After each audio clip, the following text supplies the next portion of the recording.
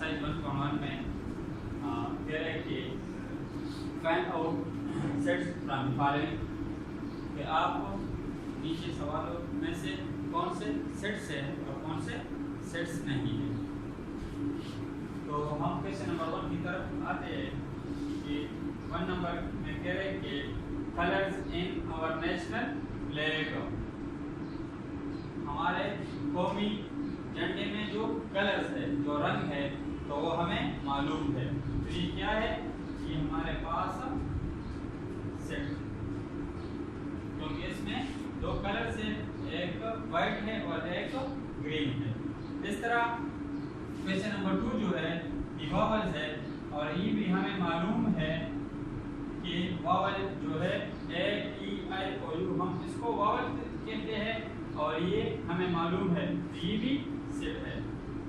इस तरह question number 3 जो है ये इसमें एलिमेंट जो है 1 2 3 4 5 6, तो इसमें भी एलिमेंट्स हमें मालूम है और एक दूसरे से मुख्तलिफ है, तो ये भी सेट है। इस तरह क्वेश्चन नंबर 4 जो है सेट का नाम जो है वो x है, और इसमें एलिमेंट जो है 4 6 8 10 12, तो ये भी सेट है क्योंकि हमें मालूम है।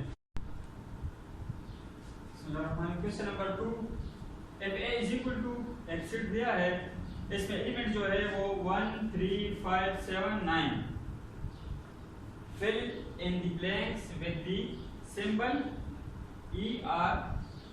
इस सिंबल का मतलब है बिलोंग टू, और इसका मतलब जो है डज नॉट बिलोंग टू। तो हमें क्वेश्चन दिए है, इसमें कह रहे हैं कि आप इस सिंबल को यूज कर ले। अभी हमें क्वेश्चन नंबर 1 दिया है, क्वेश्चन नंबर 1 में कह रहे हैं कि 7 जो है वो सेट ए में मौजूद है कि नहीं।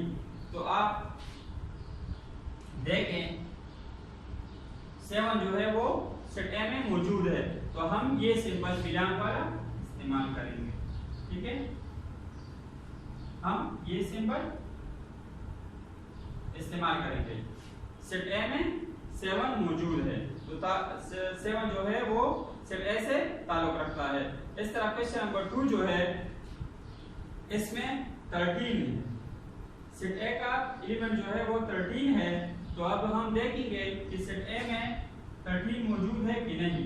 तो सेट ए में 13 नहीं है, तो हम ये वाला सिंबल यूज करेंगे, does not belongs to 13 does not belongs to A। इस तरह 2 जो है, अब हम इसमें देखेंगे सेट ए में कि 2 इसमें मौजूद है कि नहीं। तो 1 3 5 1 और 3 के दरमियान 2 नहीं है, तो हम ये सिंबल इस्तेमाल करेंगे, does not belongs to 2 does not belongs to A। इस तरह क्वेश्चन नंबर 4 जो है वो है 3, कि सेट ए का एलिमेंट जो है वो 3 है कि नहीं।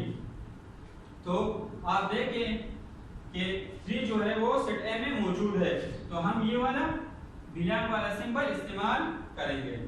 दोबारा देखिए क्वेश्चन नंबर 2 में कह रहे हैं कि आपको ये एक सेट दिया है 1 3 5 7 9, और इसमें कह रहे हैं कि आप ये वाला सिंबल इस्तेमाल करें, बिलोंग वाला या डज नॉट बिलोंग वाला सिंबल इस्तेमाल करें। तो 7 जो है वो सेट ए में मौजूद है, तो हम ये वाला बिलोंग वाला सिंबल इस्तेमाल करेंगे। इस तरह 13 जो है वो ए में मौजूद नहीं है। इस तरह 2 भी है, वो ए में मौजूद नहीं है, और 3 जो है वो सेट ए में मौजूद है। अब हम दूसरी टॉपिक जो है वो टाइप्स ऑफ सेट की तरफ बढ़ते हैं। वो कह रहे हैं कि टॉपिक नंबर 2 जो है टाइप्स ऑफ सेट्स। तो सेट्स के टाइप जो है वो बहुत ज्यादा है, लेकिन यहाँ पे हमें एक्सरसाइज 1.1 में जो है वो सिर्फ कह रहे हैं कि आप फाइनाइट और इनफाइनाइट सेट को सेपरेट कर लें या लिखें। तो हम ये फाइनाइट और इनफाइनाइट को डिफाइन करेंगे कि फाइनाइट का क्या मतलब है और इनफाइनाइट का क्या मतलब है। फाइनाइट का मतलब है मुतनाही, मालूम हो, जिसका लिमिट हमें मालूम हो, आखिरी नंबर हमें मालूम हो। इसकी हम किस तरह तारीफ करेंगे? अ set consisting of a finite number of element is called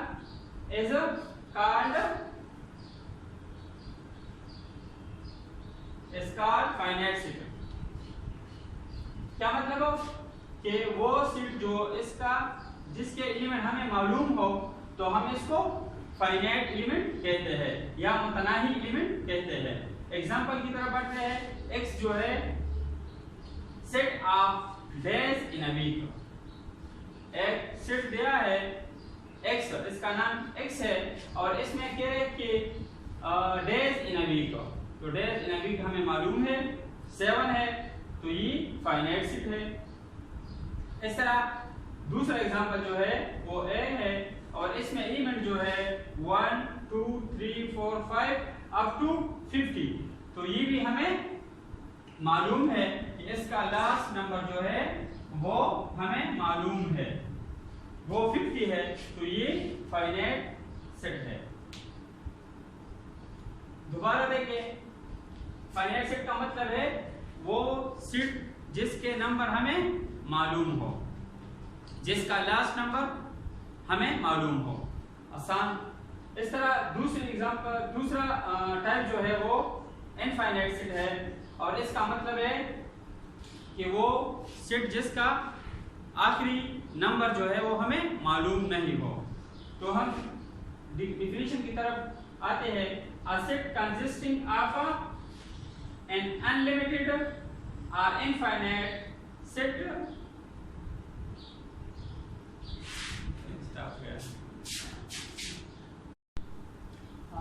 दूसरा टाइप जो है वो सेट का वो इनफाइनाइट सेट है और इसका मतलब है कि गैर मुतनाही, उर्दू में हम कहते हैं उसको गैर मुतनाही, कि वो सेट जिसका आखिरी नंबर जो है वो हमें या आखिरी सेट का आखिरी एलिमेंट हमें मालूम नहीं हो, कि इंफिनिटी तक हो। तो a set consisting of an unlimited और infinite number of element is called infinite set. क्या मतलब कि सेट के वो एलिमेंट्स जो हमें मालूम नहीं हो कि कहां तक है, तो हम इसको इनफाइनाइट सेट कहते हैं।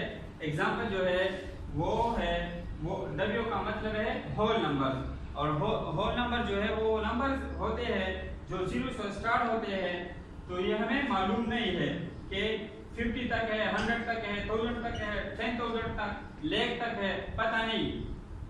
इस तरह दूसरा एग्जांपल जो है वो ऑड नंबर्स है, तो इसका भी हमें लास्ट नंबर मालूम नहीं है।